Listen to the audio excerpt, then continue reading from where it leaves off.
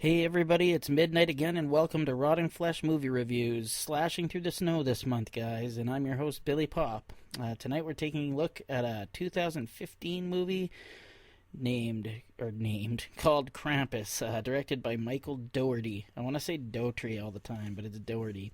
Uh, MJ Anthony plays Max, the main character. Adam Scott plays his father, Tom, who I've only seen in what the hell's that movie called?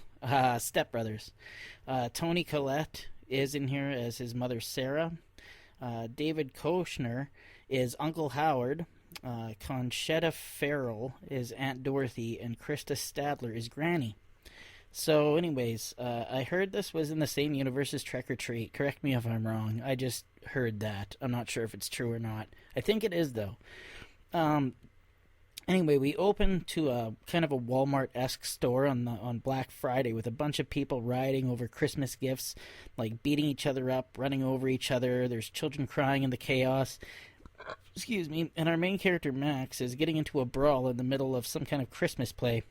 It's a great opening and really funny. And it's in slow motion, so it's got what's that song called? It's beginning to look a lot like Christmas, playing over top of the image that you're seeing. It immediately sets the comedic tone with a nice dark twist. Anyway, it turns out Max was pissed off because the kid he was trying to fight was trying to ruin the mystery of Santa for the little kids. Max's granny asks him if he wrote his letter to Santa, and Max says he's not sure really what to ask for, so I guess he believes in Santa. He was kind of letting on that he didn't, but I think he still does, I guess, and his granny does, because his granny says, in Swedish, by the way, I believe it is, to believe in Santa is to believe in the true spirit of the holiday, giving and sacrifice, and then she gets this really cryptic look on her face, and it's really, really unnerving. Max's Uncle Howard shows up with his wife and kids to make the holiday super awkward for everyone.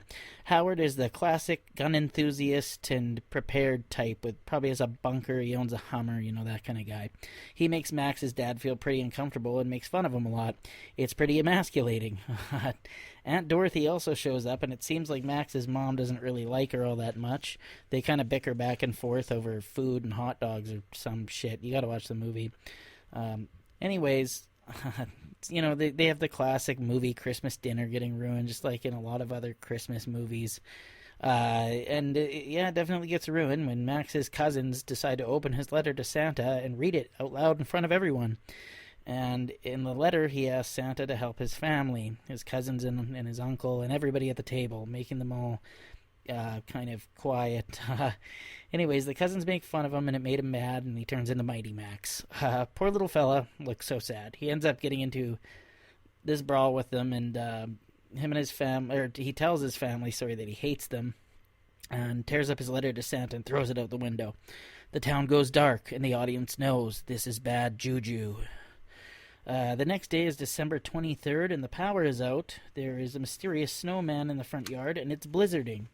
Max's sister decides to go see her boyfriend, make sure he's okay, because he's only living 4 blocks away, but on a neighboring rooftop sees a cloven-hooved monster that jumps from rooftop to rooftop, following her. And it gets very dark suddenly, and she hides under a vehicle and finds a jack-in-the-box. She doesn't find it. It gets dropped by Krampus beside the vehicle. Turns out he's one of Krampus's mini henchmen. He also has adorable yet evil-looking gingerbread men, elves, and like a teddy bear with sharp teeth. Krampus has a lot of minions. It's great, and the snowman. Yeah, there's more of them now, and they're coming closer to the house. They're kind of like spies or something, or like a bad omen. Max's sister Beth is eventually worried about. It takes a little bit at first, but then they worry a little, and then a lot more after that. Howard and Max's dad go to find her. The whole time, Granny is afraid and doesn't want them to go, but they do anyway. They check out the neighborhood and suspect something is amiss when they see a mail truck abandoned with the windshield glass broken inward. Beth's boyfriend's house looks like it was ran through by a serial killer, and they find Krampus footprints, or I guess cloven hoof prints. They hear Beth calling to them from outside, but it's a trap.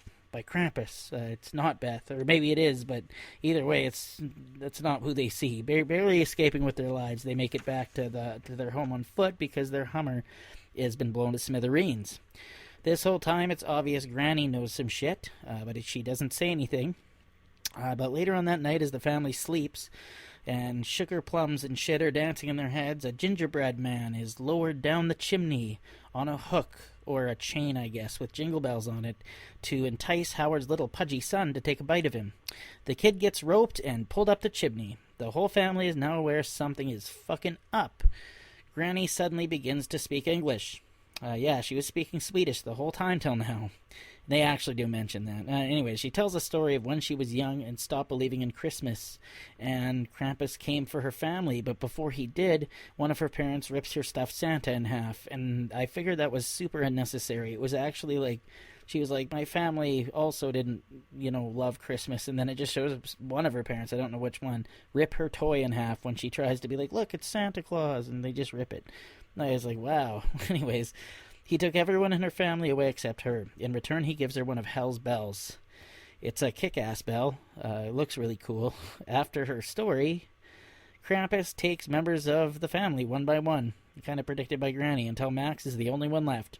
It is fun to watch certain scenes in this part of it. You get to watch Uncle Howard get attacked by gingerbread men, and it's pretty awesome. He's like shooting bullets, and they're shooting I can't remember, but they're shooting like a nail gun at him. Anyways, unimportant to the plot, but one of my favorite scenes. Max wants his family back, of course, naturally, so he finds Krampus and his minions just hanging out, having a fire in the middle of the street like a pack of fucking hobos. He tells Krampus, I want my family back, but Krampus conjures up a portal to hell to throw them all in. Krampus laughs, he holds on to Max, and he grabs him and puts him over the portal and then drops him in. Then Max wakes up like it's Mickey's fucking Christmas Carol when Scrooge gets knocked into the grave by Pete. And Pete's like, there you go, Ebenezer, the richest guy in the cemetery. Anyways, it's Christmas morning and everything's great. He goes downstairs, his whole family's happy. They're like, there you are, you're waking up, so they can finally open presents. Which it all seems like it is great until someone hands him a gift that has one of Hell's bells in it. Suddenly the whole family has a look like they just watched Eraserhead. And we pan out to the family's house in a snow globe in Krampus's lair. Like the camera goes out of their house and then they're in a snow globe. And my only questions are they trapped in Krampus land, or are they just under house arrest? I'm not really sure, but pretty effective Christmassy ending. A lot of Christmas movie callbacks, I want to say, in this one. The directing was a real treat for the eyes. Lots of beautiful and somewhat iconic shots.